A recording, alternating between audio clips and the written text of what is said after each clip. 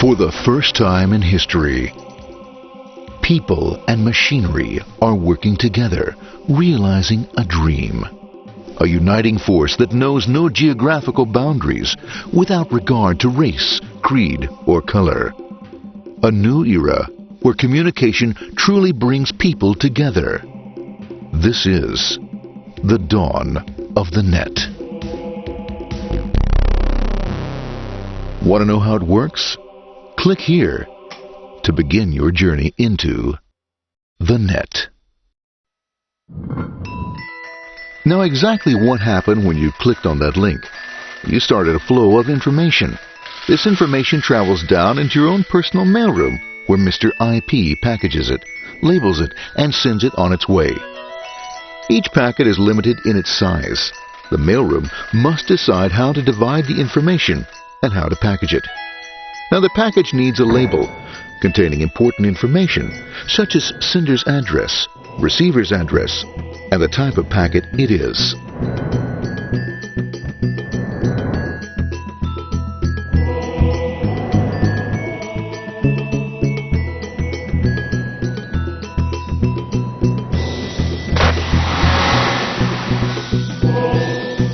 Because this particular packet is going out onto the internet, it also gets an address for the proxy server, which has a special function, as we'll see later.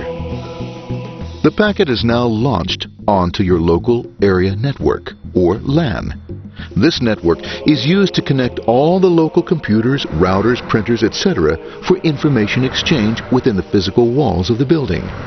The LAN is a pretty uncontrolled place, and unfortunately, accidents can happen.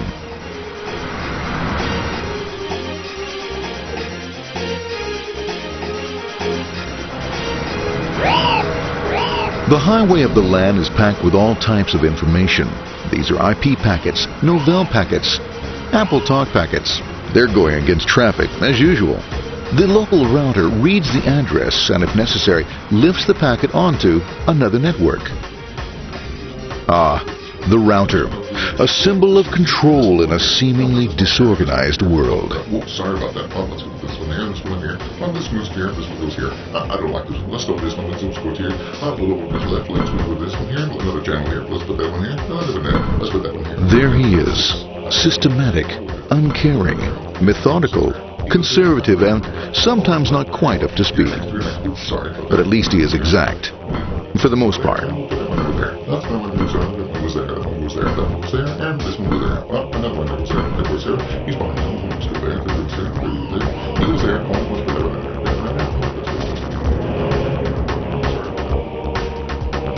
As the packets leave the router, they make their way into the corporate intranet and head for the router switch.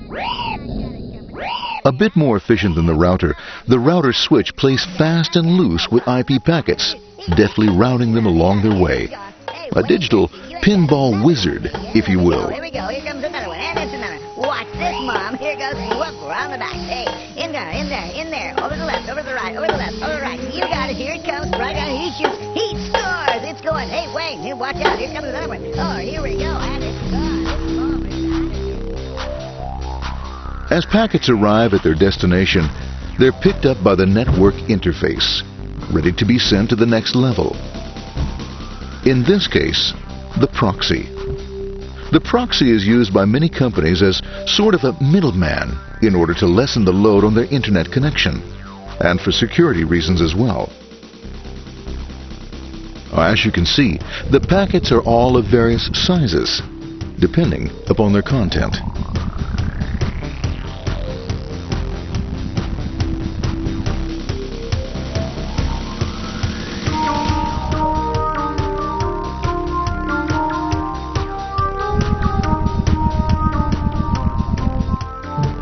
The proxy opens the packet and looks for the web address, or URL. Depending upon whether the address is acceptable, the packet is sent on to the internet.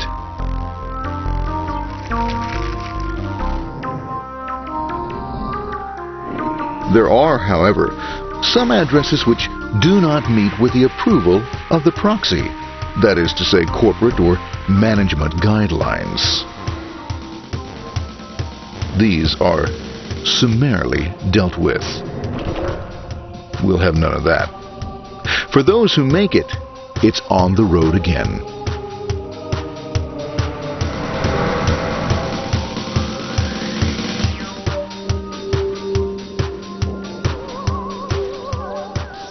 Next up, the firewall.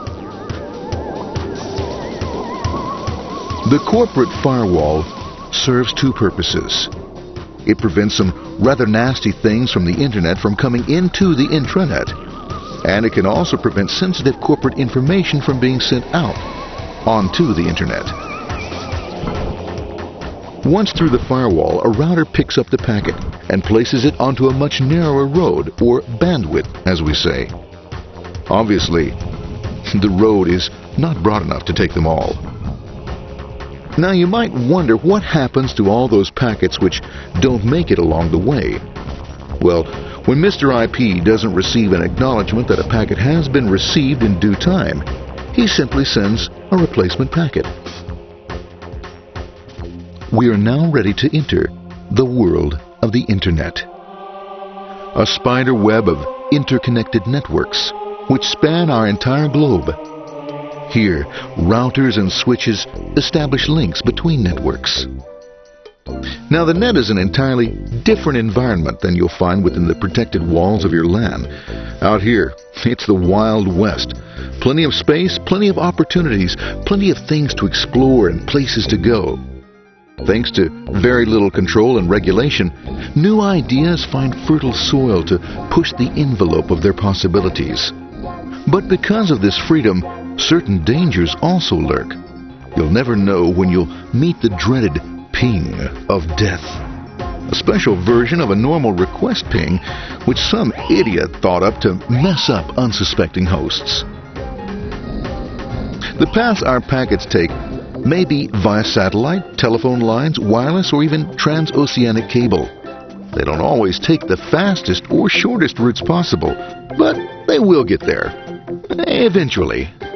Maybe that's why it's sometimes called the worldwide wait.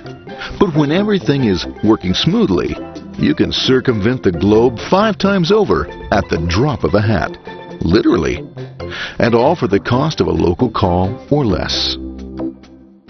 Near the end of our destination, we'll find another firewall. Depending upon your perspective as a data packet, the firewall can be a bastion of security or a dreaded adversary. It all depends on which side you're on and what your intentions are.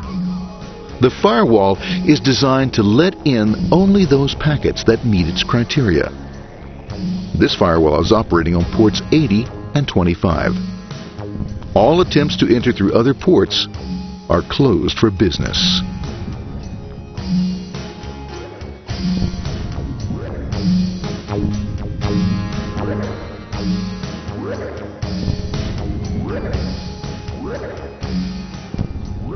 Port 25 is used for mail packets,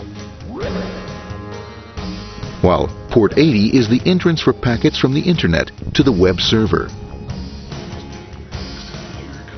Inside the firewall, packets are screened more thoroughly. Some packets make it easily through customs, while others look just a bit dubious. Now, the firewall officer is not easily fooled, such as when this ping of death packet tries to disguise itself as a normal ping packet. It's okay, go on. It's okay. No problem. Have a nice day. We out of here. Bye. For those packets lucky enough to make it this far, the journey is almost over.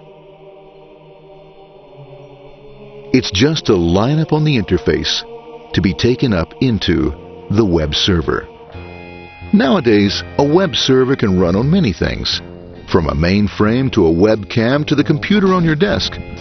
Why not your refrigerator? With a proper setup, you can find out if you have the makings for chicken cacciatore or if you have to go shopping. Remember, this is the dawn of the net. Almost anything's possible. One by one, the packets are received, opened, and unpacked. The information they contain, that is, your request for information, is sent on to the web server application.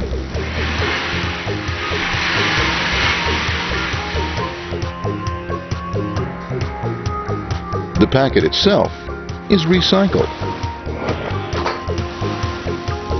ready to be used again, and filled with your requested information.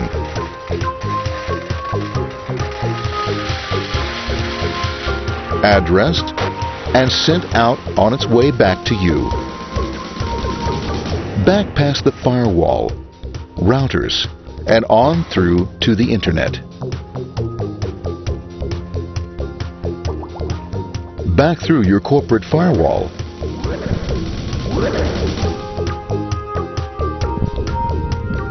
And onto your interface.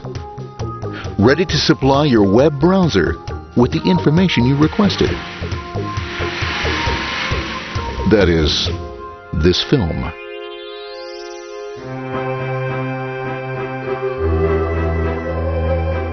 Pleased with their efforts and trusting in a better world, our trusty data packets ride off blissfully into the sunset of another day, knowing fully they have served their masters well.